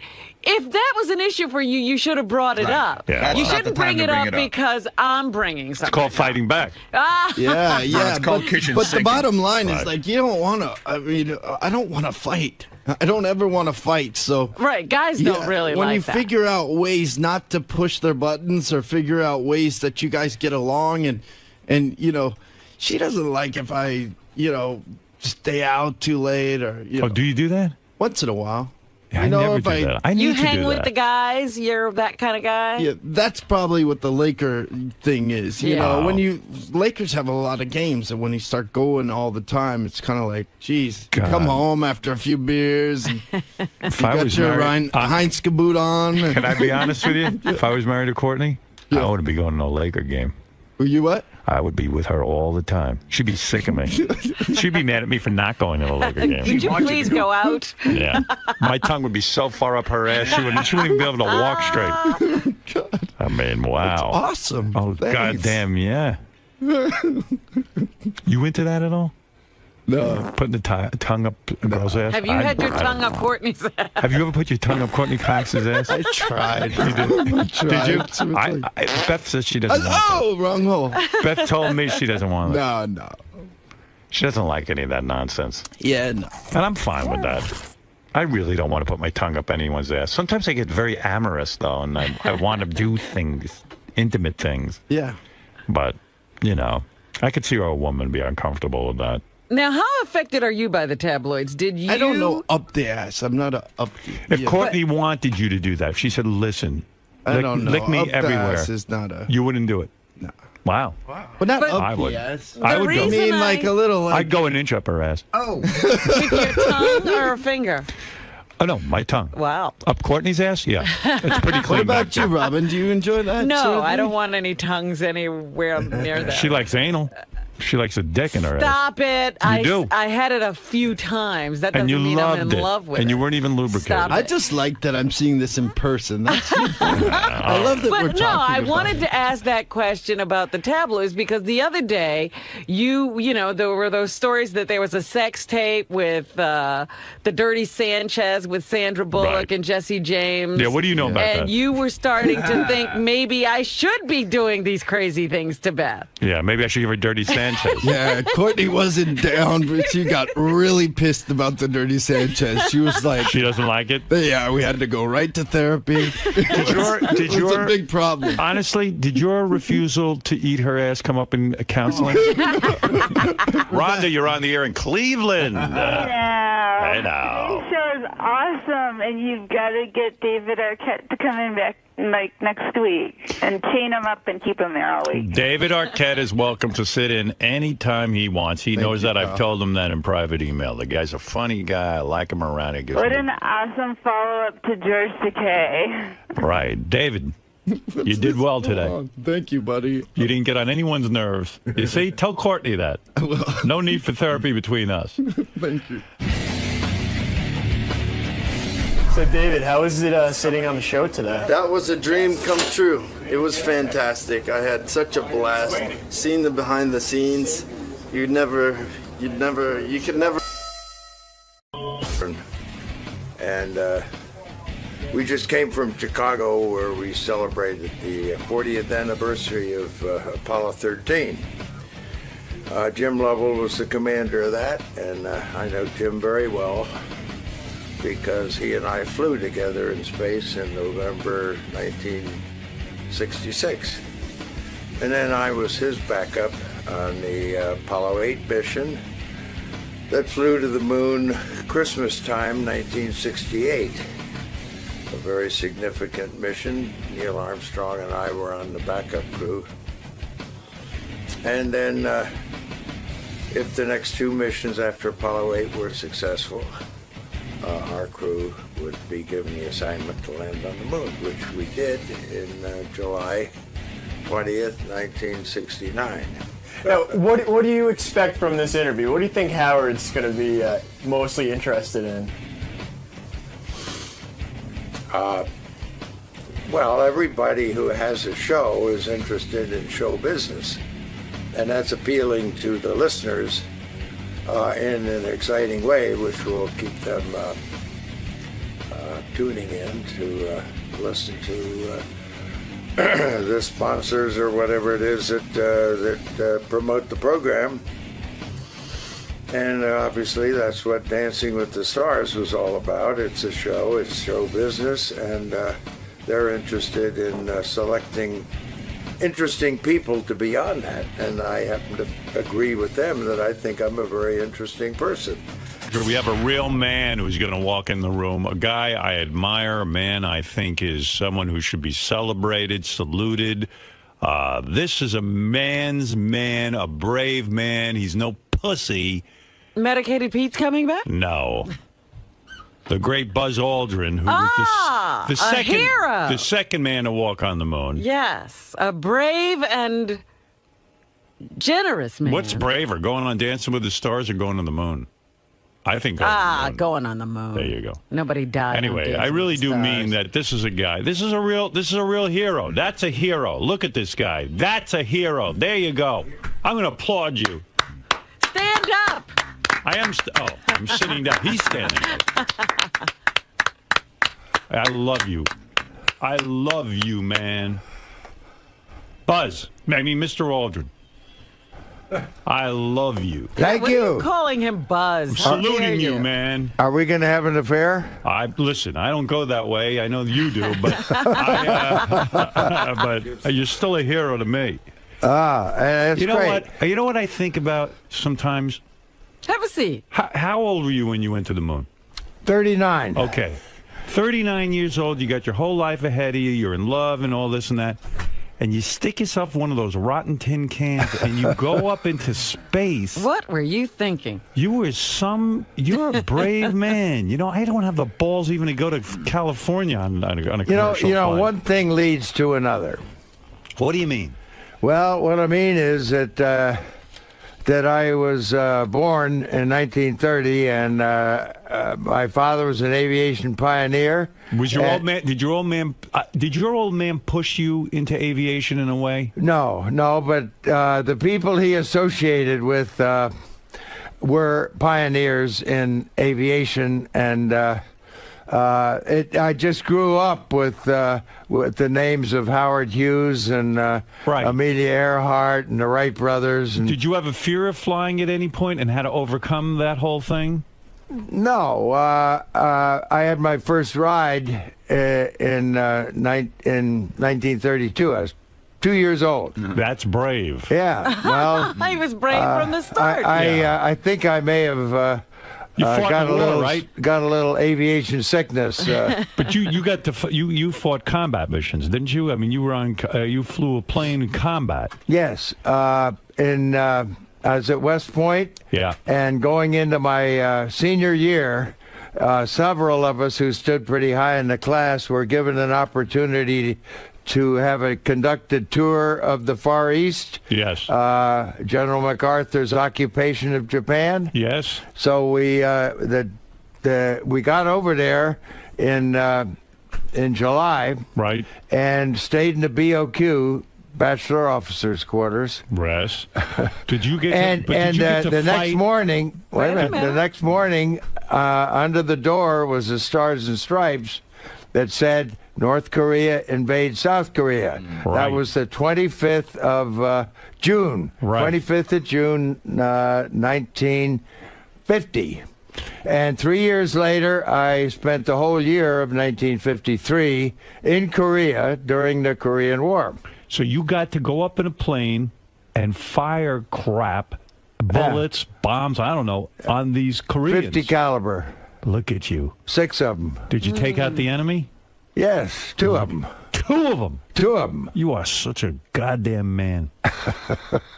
I was just a young second lieutenant, 23 years old. Look at you, man. Were you scared when you would go on those missions? How do you get over fear? I'm a very fearful guy. I'm afraid to walk out of the house. I'm afraid to get on a commercial flight. How do you get over fear in your life? You suppress it. Yeah. Somehow. You never feared for your life? Thinking of what you need to do to be alert to handle anything that's clouding your mind. And you know that, see, I grew up with FDR right. being elected, replacing Herbert Hoover. Right. The only thing to fear is fear itself. Yeah, you got it. And it's a paralyzing emotion, fear, because you become obsessed with what might go wrong, and you're searching around instead of being open-minded and very alert. Mm-hmm. What How are you? Oh, there you see Robin, huh? Thumbs up. Well, I know she's got a big chest, but you can't get hypnotized. Who's that big-headed guy that's being lifted up into the air by those red balloons? That's our astronaut. That's Eric the Midget. Now, I'm fascinated by you.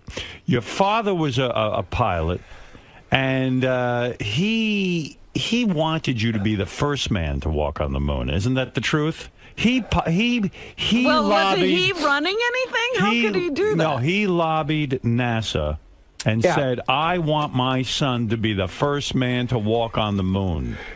Well, you know, there was some talk in the media about wanting not a military person. Right. Well, but Neil was in the Navy, right, flying in the Korean War off of a carrier. Of course. So he was certainly a military guy. He wasn't a career military person. But my father really didn't understand the rocket business all that well. Right. I mean, he thought that you ought to be able to rescue somebody at the moon by sending another rocket and people to get there and bring them back. Right. Well, there was just no way to do anything like that. Let me kind of... But when the old man wants you to be the first man on the moon, did you feel disappointment? No, that I you felt weren't? a little embarrassed. You were? In front of your father? No, because it was so important to him. Because he was talking to people that when he didn't really understand the background. Let me explain. He embarrassed you because when he was lobbying and carrying on, you were like, Dad. He shouldn't have been in those offices having those conversations. It's up to these guys. Okay. Right. Now, when President Kennedy said, May 25th, 1961, yes, I believe that this nation should commit itself before the decade is out of landing a man on the moon. He was right. And returning him safely. Mm-hmm. A lot of people don't understand Wait that. a minute. He didn't say anything about going outside the spacecraft and walking around on the moon. Right. He said to land a man on the moon and bring him back. Okay, that... clearly, people in the space business who understand the progression of exploration know that the very most important contribution of Apollo was demonstrating the ability to land on another object. Now, we didn't have spacewalking until the Russians had Leonov go outside the 𝗦𝗫𝗄𝗿𝗍 and almost not get back in again. Right. So we trained my very good friend from West Point, Ed White, to do the first spacewalk on Gemini 4 with the maneuvering gun, and we had to really convince him to come back in again. It was so successful and so enjoyable. Being outside with the freedom outside the hatch of the Gemini 4 mission. So once having done that, we had a two-man spacecraft, the Gemini spacecraft. Engineers called it Gemini because they don't know how to pronounce right. the constellations in the sky. Right. But Gemini is the two stars of Castor and Pollux. It's a twin stars. Do you know why you're so brave? Back then, I mean, even to this day with the space program, back then, who the hell knew if this thing was coming back? It was an experiment. It was a real. This was a real experiment. This was a Come on. You know These what guys goes at NASA, up you comes think, down. Come on. Everybody knows anything goes up comes down. How heavily did it weigh on you? How do you even know if you can hit the moon? I mean, did these guys from NASA, they couldn't assure you were coming back. When you kissed your wife goodbye and you went up off into space, there was a really good chance you weren't coming back. You were in a goddamn tin can, for Christ's sakes, experimental. And then they were going to try to drop it back in the ocean. Right. Well, you know, Chuck Yeager. Right. Mr. Aviation, maybe. Yeah. Right. Was a little resentful because the Air Force wouldn't allow the announcement that he had flown the X-1 and broken the sound barrier. And, of course, the Air Force wanted an Air Force person to do that instead of the expert who had been flying the X-1, Scott Crossfield. Right. So the Air Force selected an Air Force guy to do that. But so Chuck Yeager, after the nation disclosed that we'd just broken the sound barrier and Captain Chuck Yeager was the person that did it, Chuck has always considered himself the expert test pilot, the epitome of test pilots, until Neil Armstrong came along as being a test pilot for NACA. Now, Chuck Yeager got away with all sorts of things. You've seen in the movie where he had to bail out of an airplane because he couldn't Dangerous control stuff, it, lost control. He went horseback riding the day before he was going to fly and break a record, supersonic, and he broke a rib when he fell off the horse. He couldn't even close the hatch to the. That's not what you consider professionalism. Right. I know Chuck isn't going to appreciate my saying this, but in other words, he shouldn't have flown that day because when you're less than 100%, you shouldn't fly. Yeah, but what got me into the subject of that is that he called going up in the Mercury capsule man in a can, or spam in a can. Right. And guys were going up, and this was not something that that was at all to be admired. Right. Just going up in a can and coming back in a can. Wow, that's bullshit. If you don't well, mind me that's saying. what Yuri Gagarin did. And that's what clearly expedited our space program to challenge ourselves and the Soviet Union. Are you bitter that you were not the first man to walk on the moon? You resolved that. What I'm getting at is that the Gemini spacecraft had two people in it. Right. A commander and a pilot. Right. NASA didn't like the term co-pilot. Right. Well, the commander was responsible for executing all the maneuvers, aborting the spacecraft on the way up and controlling it on the way down. So always the experiments were given to the junior person, the co-pilot, or the pilot.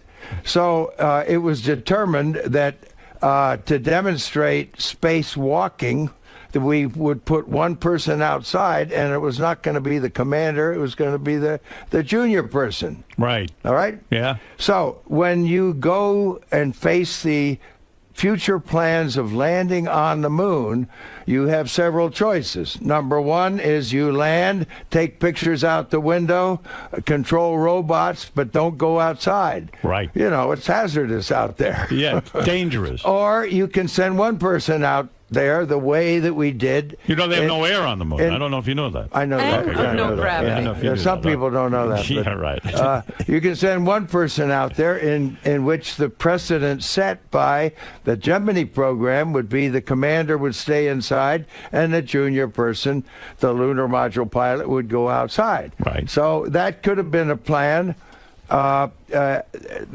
Two people could go outside, but again, the training workload is so heavy on the commander that the activities outside could have been under the surveillance of the junior person on there. Right. So you could send him out first. Well, there was a dilemma, and it was a hot potato, and nobody wanted to make a decision. Right. And clearly, in my discussions with Neil, he wasn't going to press for a decision. Right. So I went to the head of the Apollo program office and said, look, we need a decision on this so we can get on with our training. But when you do make a decision, make sure that it sticks and stays that way. Right. Make a real decision and stick with it. Now, let me say, when I was first assigned to Apollo 11, I came back and told my wife that I would just as soon have been on a later flight so I wouldn't have to go around the world, make all these speeches and everything else. Right. Does that sound like somebody who wants to get the media acclaim of being the first human being out on the surface? No, I really didn't. Where is this Neil Armstrong? Why don't you see him anywhere? I mean, the guy, it's like he's a recluse or something. No. I saw him just last night. You did? Yeah. You saw him, but I don't see him anywhere. He seems to be a recluse. He seems to have gone into hiding. Well, he's not on Dancing with the Stars. Well, maybe he should be. Should be proud of that. Well, the first time I met him, he was roller skating around in the backyard, and I thought, wow, geez, this guy flies the X-15, and he roller skates in the backyard. Were you confident that NASA knew what the hell they were doing when you went up? Absolutely, absolutely, yeah. You like those guys. They know what they're doing. I you believe know, when we the should be on president Mars said we're already. going to the moon, we didn't know how to get there. We really didn't. Wernher von Braun wanted a Nova rocket, which wouldn't have been ready until way past the president's deadline, 1970 or so. Right. We had a Saturn V under construction, but his calculations, Wernher von Braun, was that we needed two of them to join up the stuff, go to the moon directly, and come back. It was an engineer. But weren't you nervous that this was just theory, that they were rushing too fast into this? No. That they weren't, in other words, because Kennedy said we got to get a man on the moon now, that they were just going to rush, and who knows, this whole thing could have blown up. I mean, you must have been a little nervous about that. Well, they did test the rocket. We as a crew and other people felt that you could turn around and come back at many times during the mission. Right. And you might have to do that, like Apollo 13, before you got a chance to get to the moon. So we figured the chance, just unofficially, the three of us on Apollo 11, that it was about 60% that we would be able to successfully land. Right. But 95% that if we weren't able to land, that we would be able to come back safely. Well, that's great. So if you buy into that, and that's what NASA was saying, then you set that issue aside and you don't worry about that. Do you but think you spend 80% of your time training on emergency procedures. Do you think you were selected because you're a handsome man also? Now, I'm being serious. You look good, and they want to make sure that the guy who goes up and represents our country is a macho, photogenic man. You know, true? I'm looking at you. I see you're a handsome man. I jokingly say to people who say, well, did you hit a golf ball on the moon? And I say, well, we all look alike, you know. Yeah. But we do get confused between different folks. You are in great shape. I was shocked. I was dancing. not a test pilot. Right. How do you suppose I got into the astronaut program? What are you asking me for? Well, I was flying supersonic F-100s in Germany, 1956 to 59. We transitioned over to nuclear weapon delivery in 1957-58. Right.